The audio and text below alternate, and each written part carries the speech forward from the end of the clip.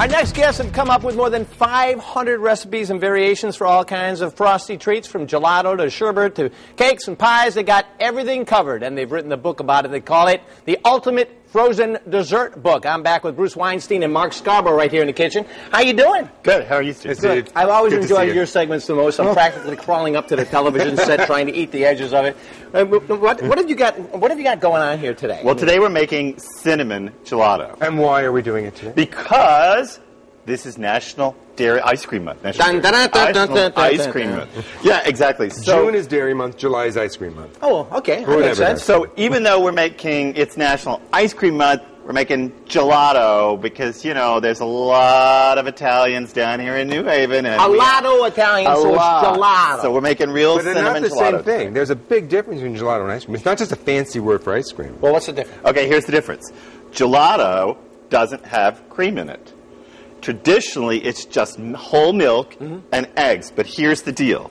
Italian whole milk production has a higher cream content than American whole milk production. So if you want to get that real... skinnier cows. Yeah, you want to get that real Italian taste. Here's the secret. Ready? This is the real Italian taste. Here we go. You got to simply pour a little cream... A touch of cream. ...into your milk. Now you get that real... Now you have Italian milk. You can make gelato. Right, there's a technical term. It's mouthfeel. All right, so mouthfeel. Okay, good. So you've got the gelato thing going on over here. So we put a little cream in our milk. That's right. And we heated that milk cream mixture. We infused cinnamon into it. And then in a second bowl, I beat up some brown sugar and egg yolks. Slap it around a little bit. Mixed it all in. And then, you know, you look at a lot of... I'm the chef and Mark's the writer. Okay. Clearly he's talking. The chef always talks. And there's a thing in cookbooks that writers always say... They always say, you know, there's this cliche that you cook the custard until it can coat the back of a wooden spoon. Till what? Till it can coat the back of a wooden spoon. That's just standard cliche. So what does that mean? What does that mean? Look, Mark I'm going to show you what it means. All right. Ready? Here we go. Can we see that? All right. When you run your finger down, it when makes a line. I run my finger through the custard on a wooden spoon, I'm going to do it one more time, that I will actually make a line that holds its borders.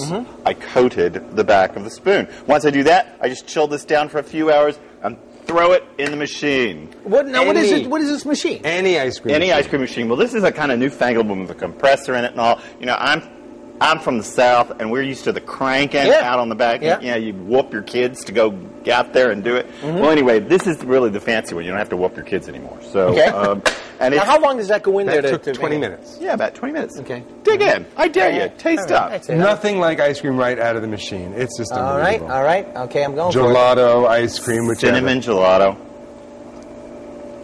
Is that not amazing? What flavor is this? Cinnamon. Cinnamon mixed in with cinnamon and brown sugar.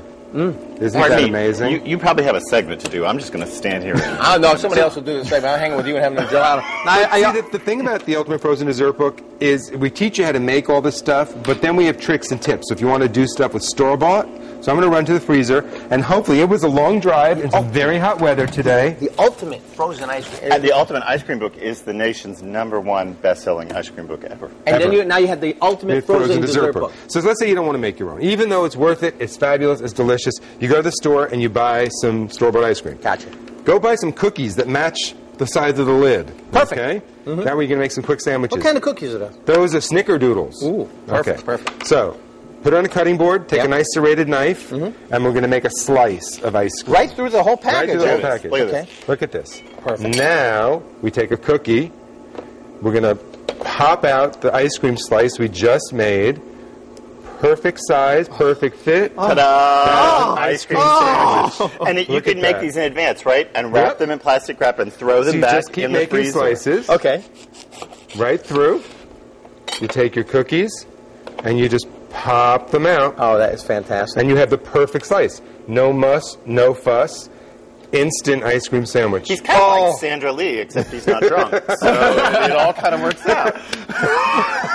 I'm no longer a natural brunette either. I gotta tell you now. How many? When you look at the Ultimate Frozen Dessert Book, how many different recipes are in that? We have about 500 in there too. And see, the difference in the books: the ice cream book tells you about ice creams and sorbets and toppings. The Frozen Dessert Book gives you gelatos, sherbets, and Granitas granitas and and ice cream cakes and things to do with store-bought ice cream. Now, what about your blog? I understand you got some cool stuff going on there. Tell me a little bit about the blog. We do. RealFoodHasCurves.com is the blog. We have lots of cool stuff going on. There's a huge discussion going on the blog right now about what's processed and what's real and what's not. People are writing in like crazy. It's a really cool discussion that's going on Now, right plus now you got this whole sustainable food thing that's going on now. Well, yeah. Yeah, it's Absolutely. sustainable, but what we did with Real Food Has Curves, which is also our new book we've written, Love that. it's a 7-step plan to get off processed food. And Mark's got the trick, but there's really one secret among all of them for going to the store, and that is you bring your reading glasses to the store. Oh, the reading glasses. The reading glasses, Yes. you put them on, Okay. you look at the labels. Yeah. If there is stuff on that labels that you wouldn't have as ingredients in your house, you don't buy it. Bring the glasses. Because you can, just because we say get off processed food, it doesn't mean get off convenience food. Yep. Because bottled salad dressings and bottled marinara sauces can easily be real food. Ice creams can be real food. This is, what we made here is real food. Just because it's cream is real food.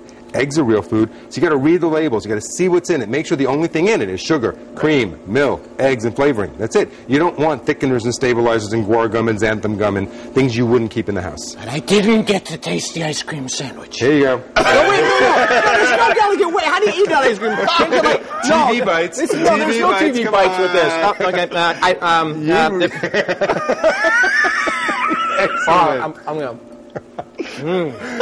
What kind of ice cream is that? That is butter pecan. A little bit more of this. Can I get a little more? Okay, so I got a little bit more. Just take it Would you like me to read the prompter? No, I'm sorry. If you want Bruce and Mark's recipe, just come to our website and check it out. So this is again just so people know what we've sampled here. We did an easy ice cream sandwich with store-bought ice cream, and we made a cinnamon gelato. We made total cinnamon gelato. Now, what other books have you guys got out there now? Oh my God! Actually, Real Food Has Curves is our 18th book. I can't even count, not counting the ones we ghost wrote for persnickety celebrities. Before that, we had Ham, an obsession with the hind quarter. And next year, we will publish the first ever all-goat book. Goat meat, goat milk, goat cheese. So, Okay. The first ever all-goat book. I'll go. Well, that means I guess we all have to go now. Hey, thank you so much. Hey, if you'd like more information, you can check out our website. And actually, these guys are coming back at the end of the show. We're going to have some more fun. I'm going to eat a little bit more. Coming up next, we're going to have some fun. We're going to meet a Connecticut singer-songwriter, Mike Falzone. He is going to blow you away when Connecticut Style returns. This is awesome.